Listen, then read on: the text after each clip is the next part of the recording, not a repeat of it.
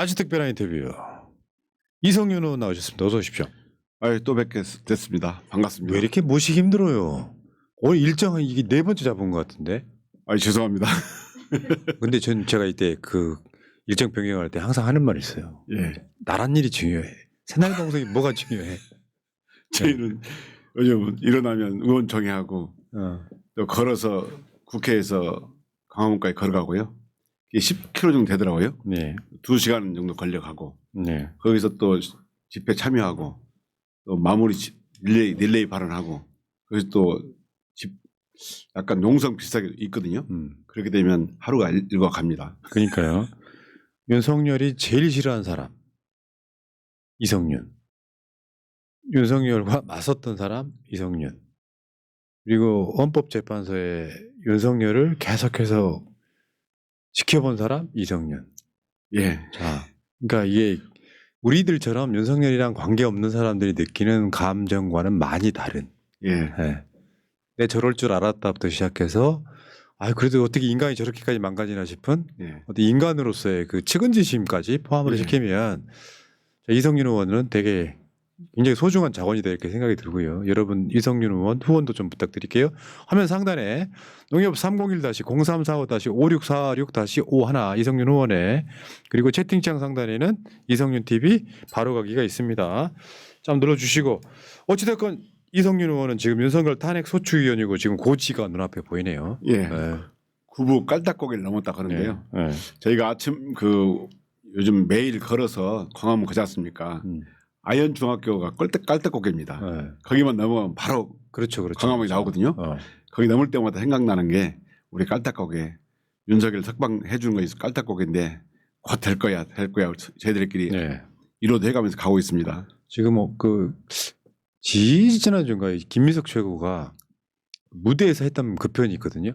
어느 산에나 정상 가기 전에는 깔딱고개가 있다. 그게 좀 기억이 나고 예. 좋게 생각하면요. 윤석열이 민주당 국회의원들 건강 챙겨주는 거다. 운동시키고 있다 지금. 자 이렇게 보면 될 것 같고 자 지금 민주당 국회의원들 윤석열 파면 비상행동 11차. 예, 오늘이 11차입니다. 11차. 여기서 그 사이에 신조어 만드시려고 엄청 노력하시던데. 빠파. 빠른 파면 빠파. 오직 제가 오죽 답답했으면 그렇게 예. 했겠습니까?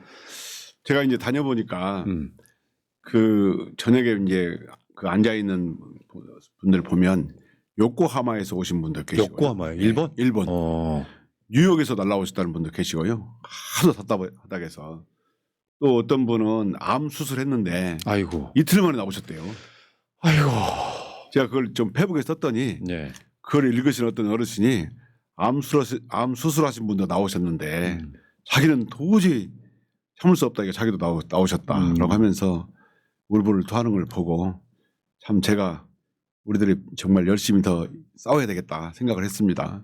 주말에 진짜 많은 분들 모였죠. 예. 사람 구경을 그렇게 하기는 쉽지 않잖아요. 예.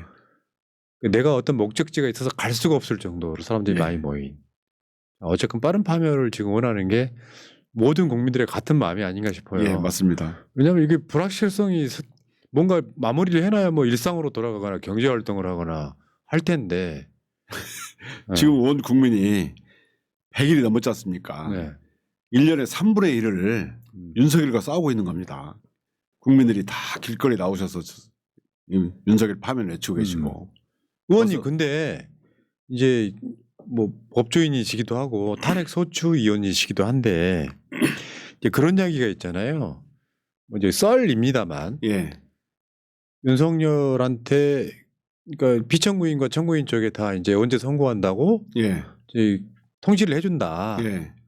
근데 저쪽에서 윤석열이 이제 그건 썰이었어요. 윤석열 쪽이 안 받는 바람에 지금 공지를 못 하고 있다. 그건 말이 안 되는 뉴스 같고. 예, 말이 안 됩니다. 탄핵 소추 단적으로 아직까지 선재가 선고일 연락 온 건 없죠. 예, 오늘까지 안 왔습니다.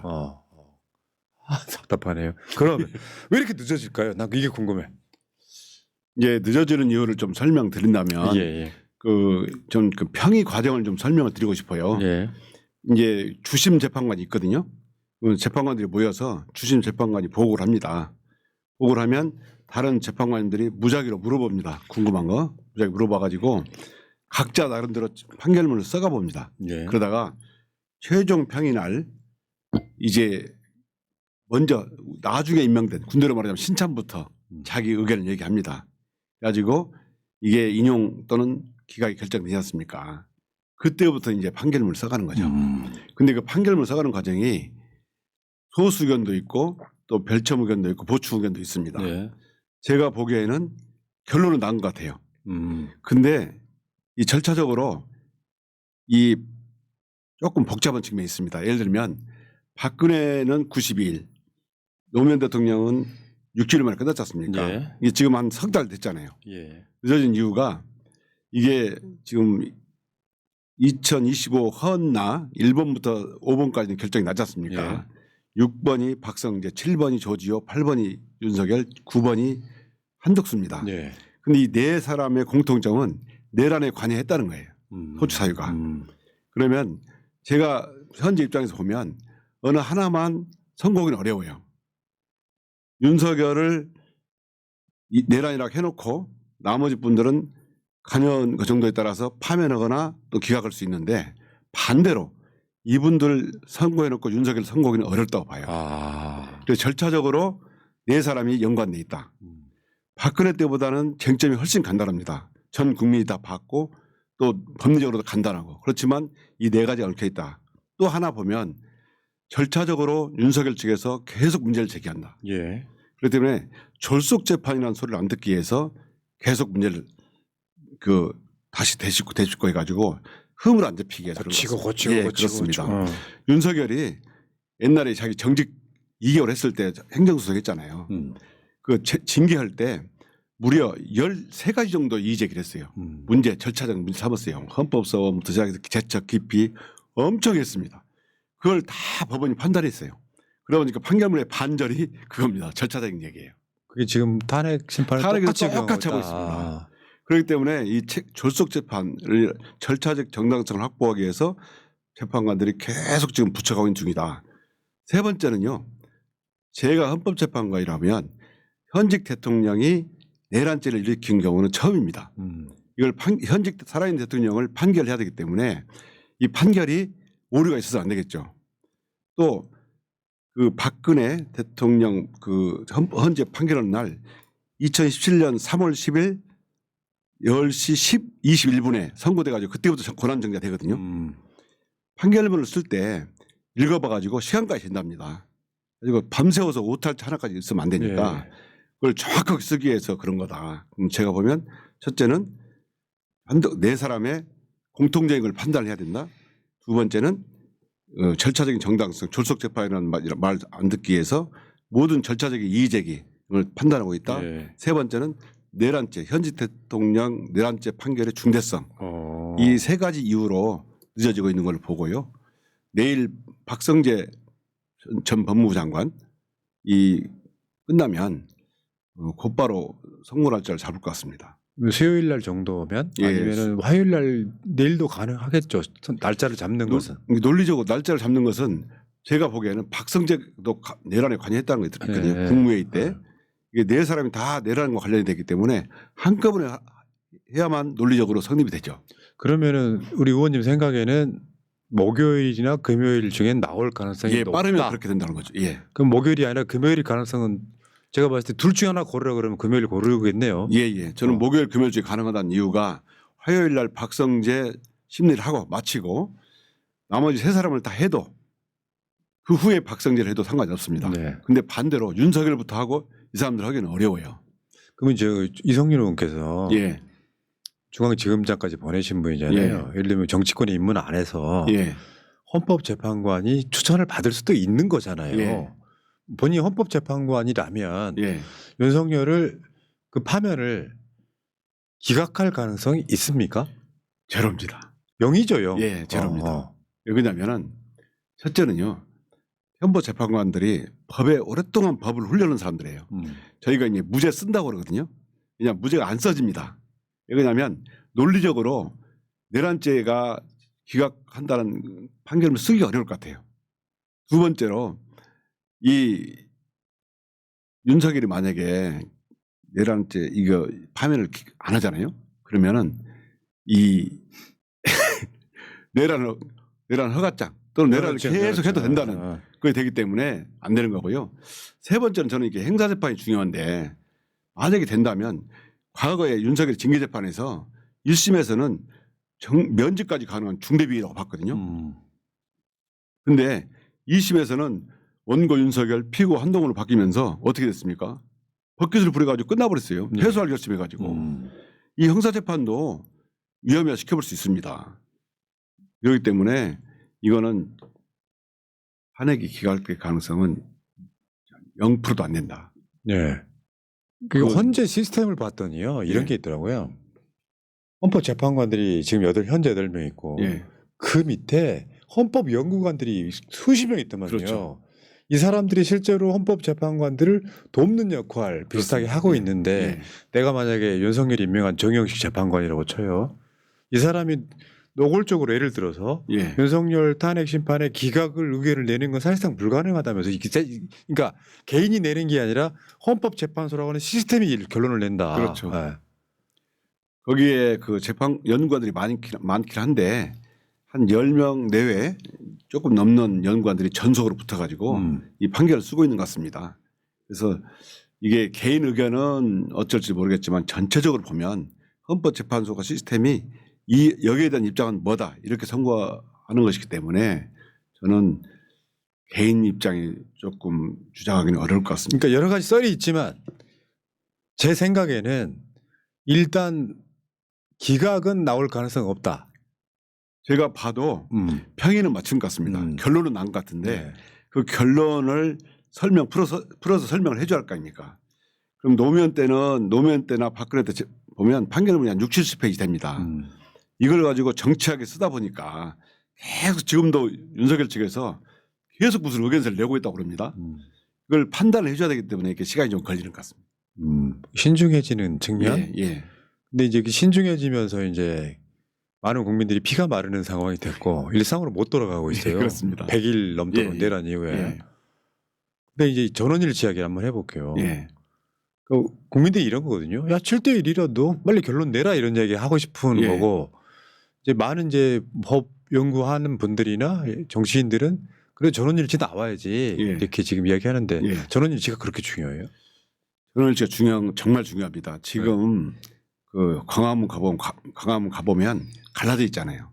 그러면 저쪽에서 이상한 얘기를 막 하잖아요. 종북이니 뭐니 주장하는데 이게 독일의 헌법 이론에 보면 그런 거 있답니다. 이런 국가적 중대한 사안에 대해서는 가급적 반대되는 의견이 있다 하더라도 설득을 통해서 하나의 전원일치 의견을 내라. 이게 국민 통합에 중요하다. 왜냐하면 헌법재판의 중요성 때문에 그런 거죠. 그래서 지난번에 박근혜 때도 일부 이견이 있었지만 전원일치로 되지 않습니까? 그리고 저는 이제 이번에 그 감사원장하고 검사 결정을 봤거든요. 보면 이 의견은 전원일치 기각이에요. 근데 내용이 다르잖아요. 그 이견을 막 붙이잖아요. 그래서 이번 헌법재판관들도 전원일치로 파면으로 가고 다만 그 과정에 이르는 이론, 소수 의견, 보충 의견이 꽤 많이 나올 것 같다. 그러니까 아까 그 5가지 이유 있잖아요. 그거 한번 다시 한번 보여줘봐요. 5가지 정도의 이유에 나는 1번, 2번은 파면 인용인데 3번, 4번, 5번은 나 이거 인용 안 할래. 이런 식으로 의견을 맞춰가는 과정이라고 있더라고요. 그러니까 그런 방식으로 해서 지금 디테일 하나씩 맞추다 보니까 시간이 늦어지는 게 맞다. 그렇습니다. 그거 말고요. 그거 말고. 그러니까 그 5가지 탄핵 사안들 이게 쭉 보면은 거기에 헌법재판관들 그게 그 소수의 원칙인가 뭐 있잖아요. 그러니까 소수 의견. 그러니까 하나만 탄핵 사유여도 5개가 다 동조하지 않아도 탄핵이다. 이거. 자, 근데 지금 댓글창도 올라오는데 각하하라고 주장하는 것은 어떻게 돼요? 각하는 또 저는 각하 주장을 제가 봤는데요. 그 국힘의원 82명이 헌법재판소 각하라고 했어요. 내용이 뭐냐면 내란죄가 빠졌기 때문에 탄핵 소추 사유의 동일성이 없어졌다. 그러니까 각하라는 거거든요. 근데 그 내식은 뭐냐면 실제로 각하는 형식적 판단만 그 안에 들어가지 않고 형식적인 판단만 하는 거고요. 기각은 안에 들어가가지고 본안 판단을 해보고 내용 판단을 해보고 아니다고 판단하는 것인데 이 국회의원들도 안에 들어가면 이게 탄핵되는 걸 알고 있어요. 그렇기 때문에 안에 본안까지 들어가지 말고 형식 판단으로 각하를 해달라 이런 의견입니다. 이걸 주장하는 거거든요. 내란죄 뺀 것 때문에 그런 거잖아요. 예. 내란 행위라고 지금 들어가 있잖아요. 예. 형사적인 죄를 빼고 똑같은 얘기입니다. 아까 말씀드린 게 저거네요. 최소량의 법칙. 그러니까 예. 저게 지금 1부터 5까지가 예. 이 중에 하나라도 탄핵 사안이면 그냥 인용되는 거다. 여기서 누가 빠져나갈 수 있겠어요? 8명 헌법재판관이. 한 명도 못 빠져나가. 최소량의 법칙. 예. 자, 근데 중요한 건 이제 또 중요한 게 전원일치 파면까지는 어느 정도 사회적 합의가 지금 되는 예, 것 같아요. 거기를 헌법재판소가 좀 거스르기는 어렵고 예. 문제는 윤석열이 승복할 거냐가 오늘의 핵심이에요. 근데 아마 제가 이성윤 의원이 우리 저 윤석열에 대해서 너무나 잘 아는 분이기 때문에 제가 예. 이건 답을 안 들어보고 이미 썸네일을 만들었어요. 승부할 사람이 아닙니다. 결정에 승복하면 윤석열이 아니다. 맞습니다. 동의하시죠 이거? 동의합니다. 왜 그렇습니까? 저는 저 승복 얘기 나오면 최근에 제가 혼자서 막 웃은 일이 있는데 이게 예를 들면요. 어느 회사의 부사장이나 이런 사람들이 깡패를 데리고 와가지고 회사를 뺏으려겠어요. 네. 근데 그러면서 주인은 국민이잖아요. 대한민국 회사로 본다면 주인은 국민 그다음에 다수당 민주당이 있는데 깡패를 동원해서 그걸 뒤집으려겠어요. 자기가 그러면은 가해자는 윤석열이잖아요. 피해자는 국민 또는 민주당이잖아요. 그런데 가해자는 승복과 상관없이 엄벌을 받아야 돼요. 그렇죠. 피해자한테 사과하고 피해자가 용서해 주냐 않느냐 그것만 남아 있는 거지. 가해자가 어떻게 승복 얘기를 합니까? 그건 저 승복 얘기만 하면 그건 사치라고 봐요. 말이 안 되네 예. 진짜. 윤석열은 일생을 지금까지 한 번도 사과해 본 적이 없습니다. 그러면 의원님 보시기에 예. 만약에 파면이 됐어요. 예. 윤석열 어떻게 움직일 것 같아요? 밤에 되면 일단은 용산에서 쫓겨나겠죠. 왜냐하면 공적 조직이 대통령이 아닌 사람을 경호하거나 모실 수는 없잖아요. 쫓겨납니다. 앞으로 비슷하게 하겠죠. 예. 그 다음부터는 제가 보기에는 자기가 지금 이 체포 과정, 내란 과정에서 겪었던 약간 극우라든가 그런 사람들하고 소수하고 한 줌도 안 되는 소수한테 자기 처지를 호소하지 않을까 이렇게 생각하는데요. 기본적으로 한 줌도 안 되니까 파면 선고해버리면 끝입니다. 다시 법정 구속될 가능성도 있죠. 그렇게 당연한 얘기죠. 왜냐하면 지금 형사재판이 이제 대통령이니까 내란 외환죄만 기소하지만 지금 윤석열이 공수처, 검찰, 경찰에 수사 중인 사건이 참 많습니다. 제가 방금 말씀드린 대로 그 채널A 사건 한동훈이 관련된 그렇네요. 채널A 사건 그 사건만 해도 그 1심 판결문이 바로 공소장이에요. 직권남용으로 구속될 겁니다. 그렇네요. 예. 예. 그리고 그 외에도 김건희, 윤석열과 함께 저지른 범죄 의혹이 많잖아요. 이 수사를 해보면 구속될 것이 명확합니다. 그러면 윤석열이가 파면이 나온 날 또는 그 다음 날이라도 메시지를 낼까요, 안 낼까요? 메시지는요. 겁이 많아가지고 못 낼 가능성이 높아요. 그래요. 지금도 왜 석방된 뒤에 예. 탄핵 심판에 불리하게 작용할까봐 지금 숨어 있잖아요. 메시지 안 내면서 처음에 이런 행위 하면 안 되잖아요. 예. 석방되고 나서 그걸 아마 누가 얘기했을 겁니다. 이게 재판에 하면 안 된다고. 좋은 영향이 아니다. 그러니까 바로 조용히 지내고 있잖아요. 윤석열이 제가 11번 헌법재판소 가서 볼 때마다 처음에는 굉장히 당당했어요. 그다음에 얼굴색도 좋았고 점점 초췌해지고 현타가 오는 것 같아요. 사람이 풀이 죽었는데 제가 보기에는 딱 판결되면 그다음부터는 풀이 죽어가지고요. 이게 찍소리 못 할 겁니다. 형사재판에 좀 유리하게 쓰기 위해서 뭔가 지금도 증거 등을 뭐 인멸할 가능성이 있다 이런 얘기도 있긴 합니다만 증거인멸을 얼마든지 할 수 있죠. 그럼 윤석열은 지금 탄핵이 기각될 거라는 생각을 하고 있지 않을까요? 그래도? 저는 그렇게 봅니다. 그러니까 탄핵 기각하리라고 보고 왜냐하면 그 마지막 날 자기가 그 1시간 8분인가요? 그 최후 진술할 때 들어보니까 네. 확신에 차 있더라고요. 말하자면 그거 아니에요? 아무 일도 일어나지 않았는데 뭐 탄핵까지 시켜 이런 거잖아요. 자기 권한 내가 헌법상 권한 내가 행사했는데 그리고 아무 일도 안 일어났잖아. 나는 뭔 잘못한 거 없어. 이런 식으로 얘기를 하더라고요. 그럼 지금도 아마 박근혜 전 대통령이 그랬던 것처럼 아마 확신을 가지고 있을 것 같습니다. 그런데 어느 정도 그 구속이 돼가지고 상당 부분 현타가 왔지만 지금도 자기는 기각될 거라고 어느 정도 희망을 가지고 있을 거라고 봐요. 그렇지만 딱 기각 인용되면 그 다음부터는 입소리 받을 거예요. 아, 참, 아니, 그러니까 이런 게 자기 객관화가 안 되는 사람 아니에요. 예. 자기 맞습니다. 객관화가 돼야 반성이라는 것도 하고. 예. 실제로 저는 이렇게 보거든요. 헌법재판소에서 최후 변론 때까지 분명히 그 행위 자체에는 내가 잘못한 게 맞다. 예. 반성한다고 해줘야 예. 그나마 가만히 되지. 헌법 수호 의지가 아예 없잖아요. 내가 잘못한 게 뭐냐 이런 식인데. 그럼 뭐 헌법재판관들 입장에서는 반성하지 않는 사람들한테 어떤 결론을 내리겠습니까? 맞습니다. 당연히 인용되고요. 저는 이런 사람들 볼 때 헌법재판관들 이렇게 계속 표정을 보거든요. 표정이 그렇습니다. 뭐 저런 사람이 있어. 이런 표정이에요. 주장하는 거 보면 예를 들면은 예산 삭감했다고 주장하잖아요. 그런데 예산 최종 통과한 날이 12월 10일이에요. 근데 12월 3일 날 내란 선포했잖아요. 네. 그거 말도 안 돼. 앞뒤가 안 맞네요. 앞뒤가 맞는 게 하나도 없습니다. 부정선거 문제도 처음에는 그런 말 하지도 않았어요.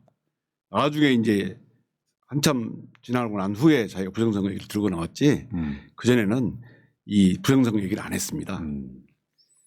그러니까 이게 자기가 논리 만들어서 그 사람들이 주장하는 거 보면은 대부분 논리적으로도 말이 안 되고 비문인데 예. 그거를 이제 마치 자기가 뭐 아까 그 계엄 선포 자체가 헌법상의 대통령 권한이라고 말하는 것도 말도 안 되는 선동이잖아요. 그게 맞습니다. 상황과 요건이 맞아야 하는 거지. 그렇죠. 예. 그리고 억지 주장하는 거죠. 이른바 연성 위기라고 해가지고요. 네. 하이브리디전 이걸 자꾸 얘기하던데 진짜 말이 안 되잖아요. 그러면 헌법을 새로 고쳐야죠. 네. 하이브리드 뭐 이렇게 포함시켜가지고 예. 그 핵심은 보면 전쟁이나 전쟁 상황이 아닌데 예. 그게 첫 번째인 것 같고 예. 두 번째는 진짜 중요한 건 국회에 그걸 봉쇄하려고 했던 거. 예. 이 두 가지는 진짜 그 완전 빼박인 거잖아요. 그렇죠. 그게 다 중계가 돼버렸고 또 이게 국민들이 다 봐버렸기 때문에 이건 진짜 빼도 박도 못한 상황이에요. 제가 보기에는. 이렇게 윤석열이 약간 구제 사유가 있다면 국회에 군인을 안 넣었어야 돼요.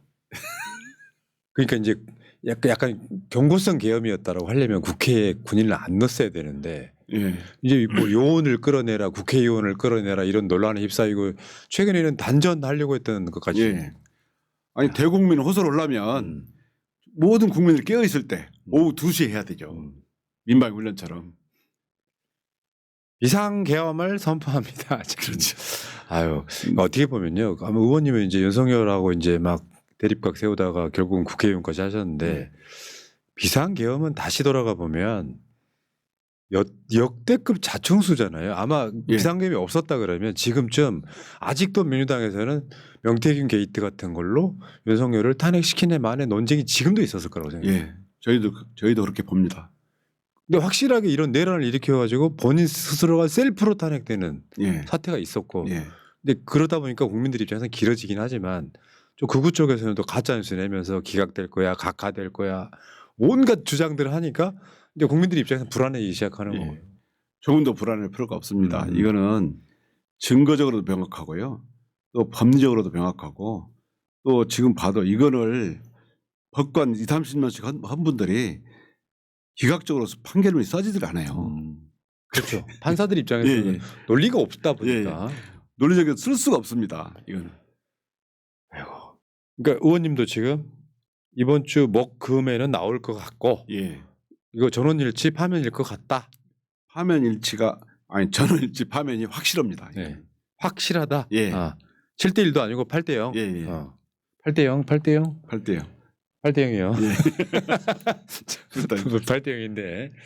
나 근데 이런 과정들 우리가 겪다 보니까 너무 길어지면 사람이 지치고 힘들거든요. 예. 이제 박근혜에 비하면 지금 조금 늦어졌는데요. 그런데 박근혜는 쟁점이 많았거든요. 예. 직권남용, 뇌물수수, 국정농단 많았는데 이거는 너무 단순하고 명확합니다. 그렇기 때문에 좀 더 빨리 선고를 했어야 맞죠. 국민들이 보기엔 지쳐가고 있는 건 맞고 더군다나 박근혜는 뇌물수수였지만 국정 강요 이런 거였지만 여기는 내란죄잖아요. 그래서 국민들이 그만큼 더 불안해하는 거죠. 맞죠. 자, 저는 이게 생방송으로 예를 들어서 피청구인이 이거 선고하는 날 나왔으면 좋겠어요. 나와도 되잖아요. 예. 표정 한번 보고 싶어서. 저희가 윤석열이 과연 나올까 안 나올까 저희가 대화를 많이 했는데 저는 안 나온다고 보는 측이거든요. 네. 왜냐하면 지난번에 그 최후 변론할 때 보니까 우리 국회 측에서 할 때는 안 나왔어요. 대기실에 가 있다가 그랬죠. 예, 자기 할 때만 나와서 했거든요. 이게 불리한 거 할 때는 잘 안 나오더라고요. 아마 이번에도 나와서 그런 그 지금까지 윤석열 성향으로 보기에 그 앞에서 파면이라는 소리를 듣고 제대로 서 있기는 어려울 것 같습니다. 그러니까 윤석열이 지금 중앙지검장, 검찰총장, 대통령 하면서 저지른 악행들이 예. 윤석열 파면으로 이제 다시 그 사건들을 하나씩 파는 상황이 될 거라고 저는 봐요. 예. 김건희 주가 조작부터 시작해가지고 뭐 채널 A 사건이나 무슨 진짜 우리가 기억하는 것만 지금 사건이 몇 개예요? 엄청나게 많습니다. 양평 고속도로 종점 바꾼 거. 이것도 사실 형사적으로 보면 굉장히 심각한 문제예요. 윤석열 용산 대통령이 그 용산 검찰총장 시절에 수사했던 거. 그 하나하나 뒤집어 보면 전형적인 검찰권의 사유화 현상이거든요. 이거 분명히 다시 되짚어 봐야 되고요. 윤석열이 검사로 있을 때 수사했던 걸 다시 한번 되짚어 봐야 되고요. 또 대통령이 돼가지고 수사 안 했던 거 다 수사해야 됩니다. 저는 반드시 그 검찰권을 사유화시킨 이 행위에 대해서 책임을 물을 법을 하나 반드시 내려고 그럽니다. 사실은 윤석열 때문에 검찰이 완전히 지금 뿌리가 뽑히고 있다고 보시면 될 것 같습니다. 혹시 의원이 이거 그러니까 윤석열이 파면이 돼요. 당장 구속은 안 돼 있는 상황이잖아요. 그러면 혹시 구구 집회 무대에 연사로 올라가지 않을까요? 그 올라가기 전에 구속될 것 같은데요. 진짜로? 왜 그러냐면 제가 그 검찰에서 즉시한걸 안 했잖아요. 네. 그 후에 이제 윤석열을 구속을 방법을 찾아보니까 그 옛날 판례 중에요. 한 20여 년 판례인데 구속 취소한 다음에 이 바로 다시 재구속한 사례가 있어요. 법원에서. 이유가 뭐였어요? 이제 구속 절차가 잘못됐다는 거거든요. 신문을 하고 구속을 했어야 되는데 그 절차를 지키지 않았다 해가지고 법원에서 구속 취소하고 다시 신문 절차를 거친 다음에 재구속한 사례가 있습니다. 예. 윤석열은 이제 파면되잖아요. 갈 길은 두 가지밖에 없어요. 구치소, 그다음에 검찰청 수사받으러 가 경찰, 공수처에 그거 갈 데밖에 없어요. 판사가 의지만 있다면 증거 인멸 등으로 구속시킬 수 있잖아요. 예. 지금 심우정 이야기로 그럼 넘어가 볼게요. 예. 심우정은 윤석열을 탈옥에 노골적 도움이다 이렇게. 사실 누가 봐도 이건 말도 안 되는 사건이잖아요. 검찰 역사상 최후의 사건이라는 거잖아요. 제가 지난번에 여기 출연했을 때 몇 회인가는 모르겠는데 프라님께 저한테 검찰이 증거를 조작할 것 같냐 물어보셨길래 제가 검찰이나 경찰 공수처가 있기 때문에 증거 조작은 못할 거다. 그런데 우리가 알 수 없는 뭔가 꼼수를 부릴 수 있다. 그래서 검찰을 믿을 수 없다. 제가 말씀드린 기억이 나는데요. 바로 이런 겁니다. 이렇게 예를 들면 공수처에서 구속 송치했잖아요. 그러면은 법원에 구속기간 연장해달라고 할 수는 있어요. 근데 연장 한번 딱 기각됐더니 또 오는 겁니다. 또 재연장 신청했잖아요. 기각됐으면 바로 기소해야지. 그 휴일날 검사장회를 열잖아요. 아무런 쓸모가 없는 얘기거든요. 고검장회의였죠 그때. 검사장 고검장회, 검사장회 열었습니다. 주일날. 이게 다 모인 것도 아니고 그 검사들이 와가지고 뭐라 하겠습니까? 당연히 구속기소 하라 하겠죠. 저는 그때 페북에다 뭐라 했냐면 도대체 뭐 하는 거냐. 법원에서 구속기간 연장 안 해준 얘기는 바로 기소해라는 얘기다. 바로 해라. 그런데 검사장 회의를 하고 있는 거예요. 그때 기소를 했지만 그 허점을 보인 거예요. 그 의원님은 그게 심우정이가 그때 검사장 회의한 게 고의성이 있다고 보는 거예요. 예. 그때 봤습니다. 우리들 분석은 내가 좀 부담스러우니 고문사들의 중지를 모으는 신용한 거다라고 봤는데 이걸 염두에 뒀다고 보시는 거예요. 예, 저는 페북에 뭐라고 썼냐면 법원에서 바로 기소란 뜻이니까 바로 해라 이렇게 했습니다. 예. 그런데 이렇게 회의를 하느라고 시간을 놓쳐서 기소하는 바람에 윤석열이 그걸 집요하게 물거들어진 겁니다. 이 법원에서는 또 그걸 지적할 수가 없죠. 지적하니까 하루도 안 돼서 저는 일주일을 고민할 줄 알았어요. 네. 하루도 안 돼서 바로 석방해 버리잖아요. 풀어줘 버리잖아요. 저는 그 얘기를 듣고요. 대검 제가 쫓아가지고 뭐라 했냐면 내가 검찰총장이라면 법원에서 이런 결정이 나왔을 때 두 가지를 하겠다. 첫째는 이 재판부의 결정에서 즉시한 거 바로 해서 다투겠다. 잘못됐잖아요. 예. 어떻게 수천십 년 가까이 일 계산한 거 날짜로 계산했는데 시계산으로 한다. 말이 안 되잖아요. 예. 법전에도 분명히 구속기간 10일이지 240시간 안 돼 있잖아요. 그럼 당연히 즉시항고를 하겠다. 그리고 두 번째는 그 결정을 한 재판부가 재판을 또 합니다. 본안 재판. 그러면 본안에서 다퉈봐야 안 되는 겁니다. 이미 결정을 내렸잖아요. 그러면 재판부 기피 신청을 해가지고 다른 재판부에 해달라고 해야 된다. 저는 총장이라면 당연히 이렇게 하겠어요. 그럼 그렇게 얘기를 했는데 헌법 얘기만 잔뜩 하고 이혼 여지가 있기 때문에 안 된다는 거예요. 저는 진짜 아니 자기가 사형제가 이혼이라고 생각하는 사람이 살인범을 데리고 왔어요. 구속영장을 보고 구속된 걸 보고 나는 사형제가 이혼이기 때문에 이 조항 250조 적용해서 기소 못해 이럴 수 있습니까? 말이 안 되죠. 검찰은 법 집행기관이잖아요. 이혼 여부 판단은 헌법재판소에 맡기고 기소해야 맞아요. 아 그러니까 이게 위헌이 될 수 있다라고 하면 예. 그 건도 헌법재판소로 갈 거 아니에요. 그렇죠. 헌법재판소에서 이게 위헌이 아니라 한번 다퉈볼 만한 예. 이런 사안이었을 텐데, 야 어쨌건 심우정은 그럼 왜 윤석열을 이렇게 노골적으로 풀어준 겁니까? 함식 그 점이- 추정 한번 해주세요. 그 점이 제가 그걸 말씀드린 대로 이 내란죄 수사가 너무 엉터리다. 일단 이 정부 윤석열 정권은 검찰 정권이잖아요.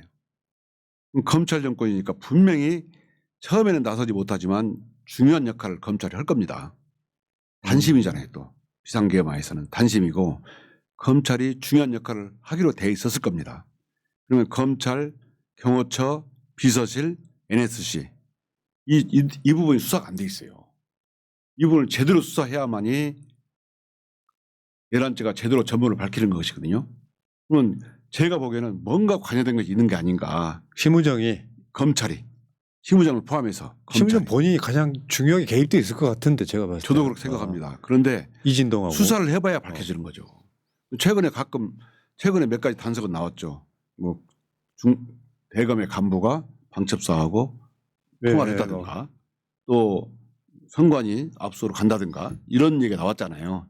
이런 의혹이 나오는데 제가 보기에는 조각이라고 불과해요. 조각에 불과합니다. 제가 윤석열이라 하더라도 핵심은 결국 핵심적인 역할을 할 곳은 검찰이거든요.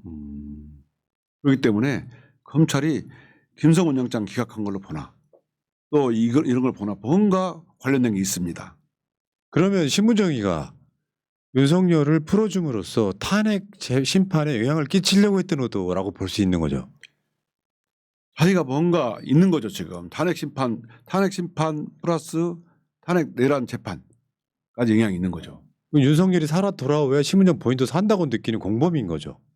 공범일 수도 있고요. 뭔가 빚을 졌을 수도 있고. 약점 잡혔을 수도 예, 있다. 예. 아 그래서 내란죄 수사가 정말 중요한 겁니다. 이렇게 되면 어떻게 이 논리가 만들어지냐면 내란 특검 반드시 해야 된다로 예. 되면 이 사건 심우정이가 윤석열을 탈옥시킨 사건도 수사 대상에 포함될 수밖에 없는 상태인 그렇죠. 거죠. 국민들이 다 이렇게 의심을 하고 있는 거예요. 도대체 납득이 안 되잖아요. 국민들이 보기에 검사가 헌법을 얘기 자꾸 한다 그러면 좀 믿기 어려운 거예요. 검사가 인권이라든가 형사소송법을 지켜야 한다 이런 건 상관이 없는데 헌법을 얘기하면서 모든 법은 이혼 가능성이 다 잠재되어 있는 겁니다. 헌법 제1조 1항도 모를 사람들이 무슨 헌법 이야기라고 그래. 저는 그래서 뭔가 검찰이 이런 내란에 어느 정도 관여되어 있는 걸 밝히기 위해서 네. 반드시 내란 특검이 필요하다. 예. 이렇게 강력하게. 그 의원님 근데 이창수 중앙지검장이 이제 돌아갔어요. 예. 직무복귀를 했단 말이에요. 예. 명태균 수사를 중앙지검으로 올렸잖아요. 예. 수사 제대로 될까요? 김건희 주가 쪽도 봐줬던 사람들인데. 저는 엄청 회의적입니다. 아, 뭐 명태균 특검도 같이 가야 되네. 예, 명태균 특검도 반드시 해야 됩니다. 저희가 이제 그 탄핵을 해가지고 얻은 소득이라는 게 네. 그 내란 사건이 수사가 제대로 된 걸로 봐요. 탄핵 때문에 네. 그 사람들이 직무유예가 됐잖아요. 그런데 그 돌아와 있는데 과연 이 사람들이 이렇게 많이 관련된 여당과 김건희랑 관련된 사건을 제대로 수사할 수 있을까? 저는 굉장히 회의적으로 보거든요. 그래서 저희가 오늘 또 정말 중앙지검에 사실은 갈라겠습니다. 예. 가서 명태균 게이트 제대로 수사해라 라고 촉구로 가려고 했는데 우선 탄핵 윤석열 파면이 중요하니까 민주당 의원들이 도보 행진하고 또 강화문 가야 되기 때문에 일단 입장문만 발표했습니다. 그러니까 이게 웃긴 게요. 검찰이 얼마나 적폐 세력이냐면 뭐 본인도 계셨지만 죄송합니다만 예를 들어서 정권에 관련돼 있는 사건은 사실상 덮어. 좀 더 심하게 말하면요. 검찰은 민주당이 정권을 잡고 있을 때는 민주당 편도 아니야. 이 사람들은 국민의힘 부류가 정권 잡았을 때는 확실하게 편을 들어주는. 예. 그러니까 내란 초기에는 수사 열심히 하는 척했지만 결정적인 순간에 윤석열을 탈옥시켜주는 부역자 역할을 했단 말이죠. 예. 근데 실제로 보면은 이게 지금 검사 3명 탄핵됐던 게 김건희 주가 조작 사건 덮어준 것 때문에 덮은 거잖아요. 그렇죠. 근데 그자들이 다시 중앙지검으로 돌아가가지고 명태균 게이트 수사를 한다는 게 이게 말도 안 되는 아이러니거든요. 맞습니다. 아, 진짜 검찰 부끄럽네. 그래서 그러면 특검으로 반드시 해결해야 의원님은 이제 그러면은 뭐 정권 바뀌었다고 가정하고 나면 아마 국민들이 내버려두지 않겠죠. 검찰에 대해서는. 당연하죠. 국민들이 이 검찰은 작년에 김건희 무혐의 도이치모터스하고 디올백 무혐의 해가지고 죽었고 조금 내란 수사하면서 조금 나아진 듯 싶더니 이번에 윤석열을 풀어줌으로 인해서 완전히 죽어버렸어요. 맞습니다. 회생 불가. 아주 죽었습니다. 최근에 확실히. 달린 댓글이 저 기억나는 게 있어요. 검찰은 거쳤을 조직이 아니다. 예, 이제 끝났습니다. 자, 그러면 검찰 출신이시면서 검찰에 얼마나 계셨었죠? 횟수로는? 제가 30년 있었습니다. 30년이요? 예, 친정이 이제 쉽게 표현하면 수사권 갖고 있지 않길 바라시는 거죠. 그렇습니다. 직접 수사는 이제 절대 못하게 할 것 네. 같고요. 이번에 그 윤석열 풀어줬을 때 제가 그 후배들하고 통화를 해보니까 후배들이 그런 얘기 하더라고요. 이제 검찰은 해체돼도 할 말이 없다. 그렇네요. 예. 아니 이럴 때 신무정이가 윤석열 탈옥시켰을 때 예. 2%라도 난리가 나야 되는 거잖아요. 예. 막 수백 명이 들고 일어나서 이게 뭡니까 라고 해야 되잖아요. 그것도 예. 안 하잖아요. 그렇습니다. 아 진짜 부끄럽네. 진짜 부끄러운 일이고요. 제가 어디 가나 지금 우리 이런 검찰이 부끄럽다. 호적을 정말 파버리고 싶다 싶을 정도로 얘기를 하는데요. 검찰은 수사기소 반드시 분리하고요. 검찰청은 폐지해야 돼 맞습니다. 야, 씨. 검찰 출신이 이렇게 30년이나 있었던 친정이 저렇게 되는 거 바라겠습니까? 그 검사들이 진짜 수사하고 싶다면 예. 그런 조직으로 재배치시키면 되는 거잖아요. 예. 뭐 중수청이나 공수처나 예. 뭐 그런데 다시 들어가서 되는 거고. 예. 와 진짜 이런 조직 처음 봐요. 무서운 조직이 아니라 기회주의 조직이야. 나 그게 너무 싫은 거예요. 아, 과거에는 정치검찰 하더라도요. 이 정도는 아니었거든요. 어느 정도 눈치도 보고 국민 눈치도 좀 보고 그렇게 좀 하면서 형식적인 균형을 맞췄잖아요. 얘는 대놓고 해버리잖아요. 자기들이 즉시항고를 안 해놓고 저희 의원 80명이 가서 항의를 했습니다. 저희가 1차로 가서 항의하고 그 다음날 법사위에서 법원 행정처장이 즉시항고 가능하다라고 얘기를 듣고 그 다음날 저희가 또 80명이 가서 항의를 했어요. 즉시항고 해라. 근데 다음날 입장이 뭐라고 나왔냐면 준사법기관은 검찰은 한번 결정하면 안 한다 이런 취지예요. 뭐씨.